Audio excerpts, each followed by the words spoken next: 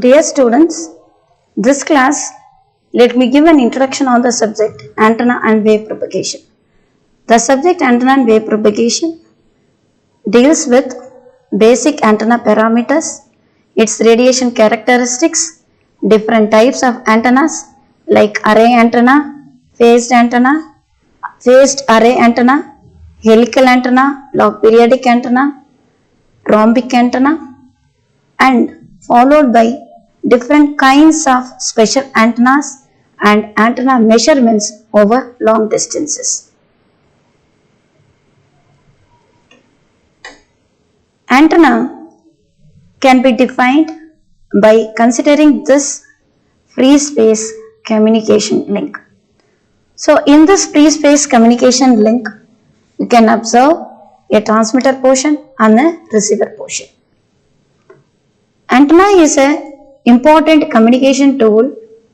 Without antenna, we cannot experience a long distance wireless communication.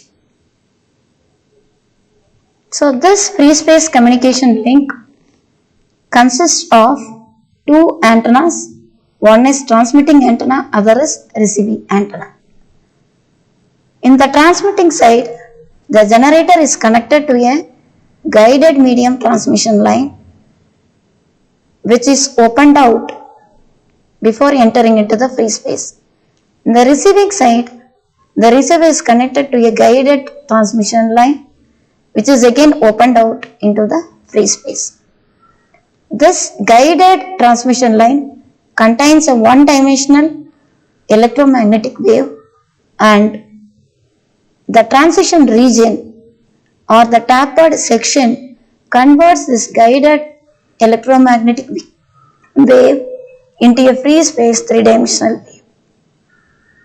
In the receiver side, the receiving antenna, which is the tapered section, converts the free space plane waves into a guided electromagnetic wave.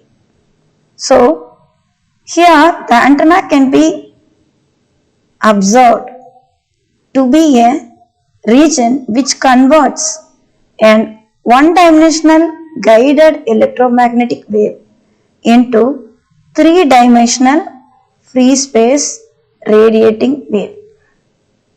So, this tapered section of the transmission line or the tapered transition of the transmission line can act as the region of conversion or as the antenna. Antenna has the property of radiating. So this structure will convert this one-dimensional wave into three-dimensional wave. Similarly, in the receiving side, this tapered section will act as a device or a structure to convert the free space wave into one-dimensional wave.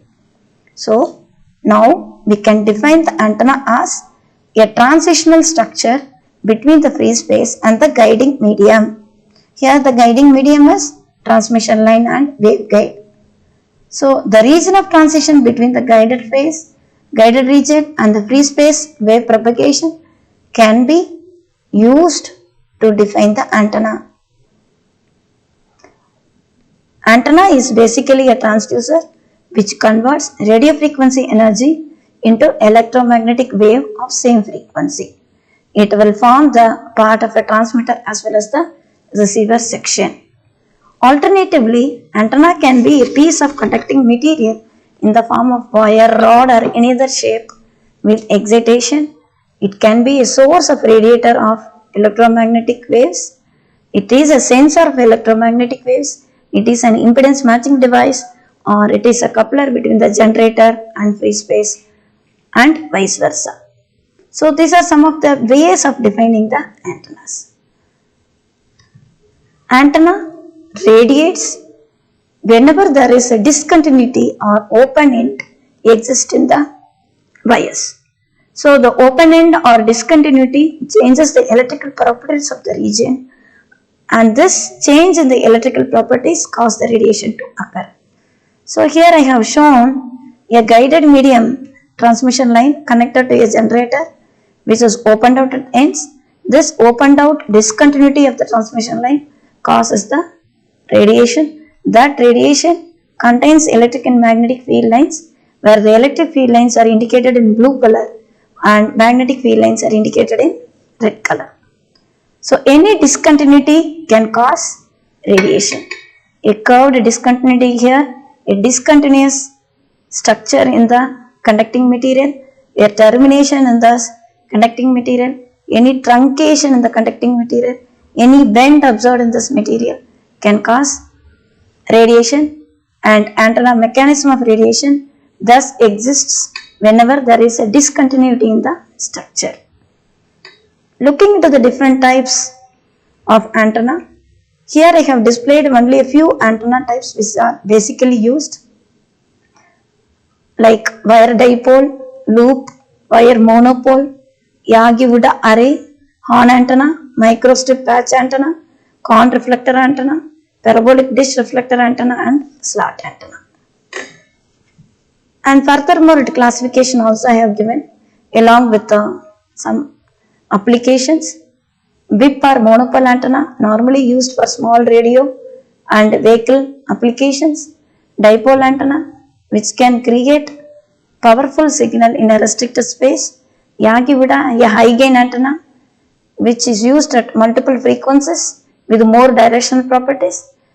Loop antenna, commonly used for TV and RFID systems. Dish antenna, which is again a high frequency, high gain antenna used in TV and sound. To have a better understanding of the antenna where it is used, we have to know where the observation of the antenna is taken care of. We are aware that antenna radiates in free space. In this free space, which is the region of more importance? So, to know which region of antenna radiation is of more importance, we have to divide the antenna radiating region into field zones. So, this class, let us see what are different antenna field zones. This antenna field zones can be defined based on the dimension of the antenna and distance at which the antenna radiation fields are being observed. So, accordingly, the relation between the dimension of the antenna and the distance at which the radiation mechanisms are observed plays a major role in defining the different regions of antenna field. We have three antenna field zones described. One is reactive field zone, other is radiating field zone, followed by far field zone.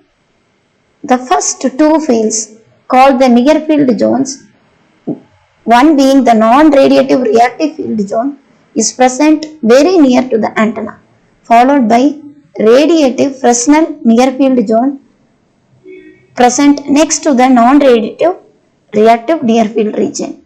And third region is far away from the antenna structure, several kilometers away in the free space.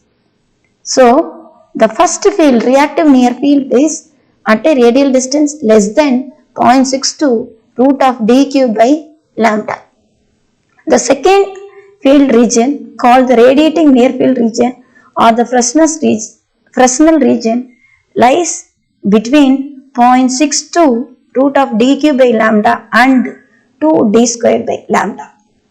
And third field zone, far field or Fraunhofer region, lies with a radial distance very much greater than lambda, where d is the dimension of your antenna, lambda is your operating wavelength, this capital R is the radiating distance from the antenna.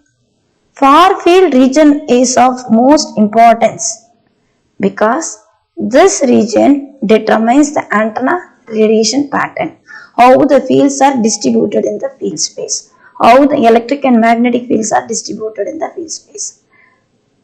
And antennas are used in communication, that is in wireless communication, for long distance applications. So, as most of the antenna applications are related for long distance wireless, far field observations are of more important. So, far field region is taken to understand or to find out how the antenna radiation exists at several kilometers away from the antenna placement, where the antenna is placed. Here I have shown a diagram to show how the radiation field varies with the distance. In the region near the antenna, the field distribution cannot be determined clearly, or otherwise you can say it is not directional. As the distance moves in the far field region, the pattern becomes more directional. That is, in a particular direction it has got more radiation, while in the remaining directions the radiation diminishes. Here is an example of motor where the signal from the motor changes in its field radiation with the distance. Another example is a loudspeaker. The sound energy from the loudspeaker changes its existence in the far field. So, this class I have introduced how an antenna is can be realized, how we can define an antenna, and what are the different field zones of antenna observation. In the coming class, let us discuss the basic parameters related to the antenna and see how the parameters are going to define the antenna structure in the form of design. Thank you.